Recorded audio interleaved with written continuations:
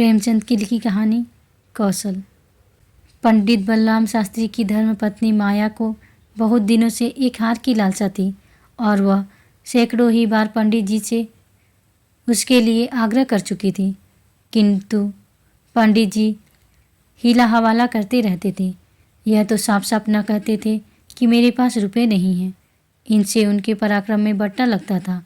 तर्क नाव की शरण लिया करते थे।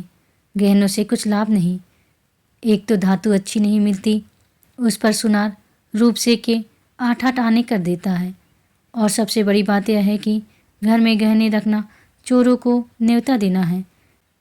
घड़ी भर श्रृंगार के लिए इतनी विपत्ति सिर पर लेना मूर्खों का काम है। बेचारी माया तर्कशास्त्र न पढ़ी थी, इन युक्तियों के सामने निरुत्तर हो जाती थी। पड़ोसियों को देख देख कर उसका जी ललचा करता था, पर दुख किससे कहे। यदि पंडित जी ज़्यादा मेहनत करने के योग्य होते तो यह मुश्किल आसान हो जाती, पर वे आलसी जीव थे।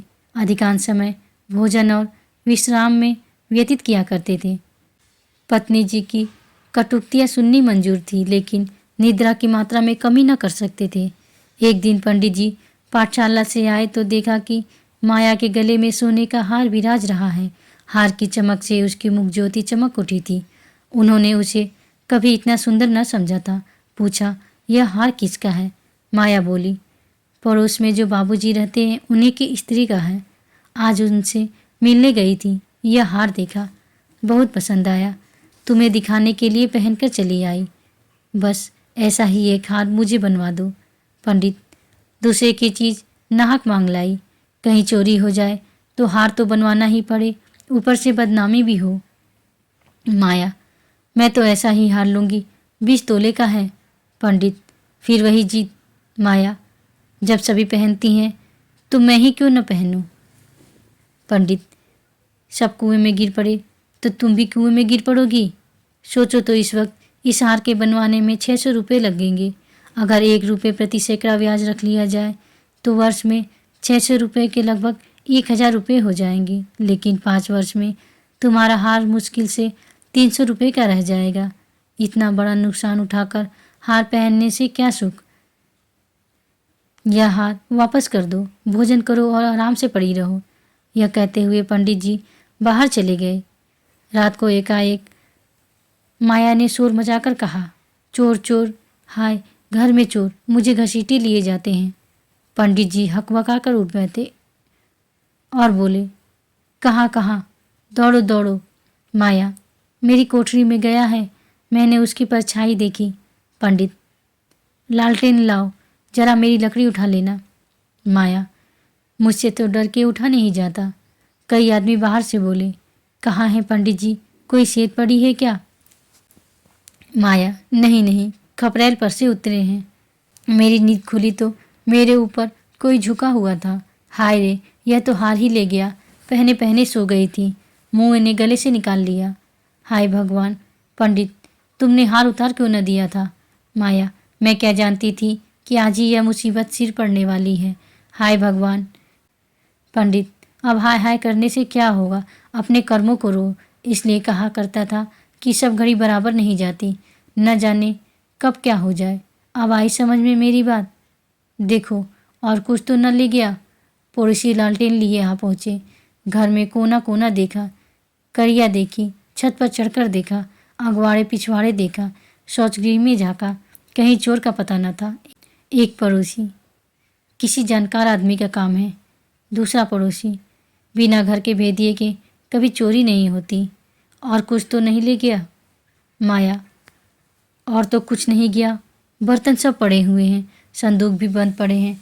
निगेड़े को ले ही जाना था तो मेरी चीज़ें ले जाता, पराई चीज़ ठहरी, भगवान उन्हें कौन मुंह दिखाऊंगी। पंडित, अब गहने का मज़ा मिल गया ना? माया, हाय भगवान, यह अब जस बंधा था। पंडित, कितना समझा के हार गया, तुम न मानी। बात की बात में 600 रुपये निकल गए। अब देखो भगवान कैसे लाज रखते हैं। माया, अब आगे मेरे घर का एक एक दिन का चुन ले जाते तो मुझे इतना दुख न होता। अभी बेचारी ने नया ही बनवाया था। पंडित, खूब मालूम है, 20 तोले का था। माया, 20 ही तोले को तो कहती थी। पंडित, वधिया बैठ गई। और क्या? माया, कह दूंगी घर में चोरी हो गई, क्या कर लेगी? अब उसके लिए कोई चोरी थोड़े ही करने जाएगा। पंडित, तुम्हारे घर से चीज गई, तुम्हें देनी पड़ेगी। उन्हें इससे क्या प्रयोजन कि चोर ले गया या तुमने उठाकर रख लिया? पति आएगी ही नहीं। माया, तो इतने रुपए कहाँ से आएंगे? पंडित, कहीं ना कहीं से तो आएंगे ही, नहीं तो लाज कैसे रहेगी? मगर कि तुमने बड़ी भूल। माया, भगवान से मंगने की चीज़ भी न देखी गई। मुझे काल ने घेरा था, नहीं तो घड़ी भर गले में डाल लेने से ऐसा कौन सा बड़ा सुख मिल गया? मैं हूँ ही अभागिनी। पंडित, अब पछताने और अपने को कोसने से क्या फ़ायदा? चुप होके बैठो। पड़ोसिन से कह देना घबराओ नहीं, तुम्हारी चीज़ जब तक लौटा न दी जाएगी तब तक हमें चैन ना आएगा। पंडित बालक राम को अब नित्य ही चिंता रहने लगी कि किसी तरह हार बने। यूँ अगर टाट उलट देते तो कोई बात न थी, पड़ोसिन को संतोषी करना पड़ता। ब्राह्मण से डांट कौन लेता? किंतु पंडित जी ब्राह्मणत्व के गौरव को इतने सस्ते दामों में न बेचना चाहते थे। आलस्य छोड़कर धनोपार्जन में दत्तचित्त हो गए। 6 महीने तक उन्होंने दिन को दिन और रात को रात नहीं जाना। दोपहर को सोना छोड़ दिया, रात को भी बहुत देर तक जागते। पहले केवल एक पाठशाला में पढ़ाई करते थे। इसके सिवा वह ब्राह्मण के लिए खुले हुए 101 व्यवसायों में सभी को निंदनीय समझते थे। अब पाठशाला से आकर संध्या एक जगह भगवत की कथा कहने जाते, वहाँ से लौटकर 11-12 बजे रात तक जन्म कुंडलियाँ, वर्षफल आदि बनाया करते। प्रातःकाल मंदिर में दुर्गा जी का पाठ करते। माया पंडित जी का अध्यवसाय देखकर कभी कभी पछताती कि कहाँ से मैंने यह विपत्ति सिर पर ली। कहीं बीमार पड़ जाए तो लेने के देने पड़े। उनका शरीर क्षीण होते देख उसे अब यह चिंता व्यथित करने लगी। यहाँ तक कि 5 महीने गुजर गए। एक दिन संध्या समय वह दिया बाती करने जा रही थी कि पंडित जी आए। जेब से पुड़िया निकालकर उसके सामने फेंक दी और बोले, लो, आज तुम्हारे ऋण से मुक्त हो गया। माया ने पुड़िया खोली तो उसमें सोने का हार था। उसकी चमक दमक, उसकी सुंदर बनावट देखकर उसके अंतःस्थल में गुदगुदी सी होने लगी। मुख पर आनंद की आभा दौड़ गई। उसने कातर नेत्रों से देखकर पूछा, खुश होकर दे रहे हो या नाराज होकर? पंडित, इससे क्या मतलब? ऋण तो चुकाना ही पड़ेगा, चाहे खुशी हो या ना खुशी। माया, यह ऋण नहीं है। पंडित, और क्या है? बदला सही।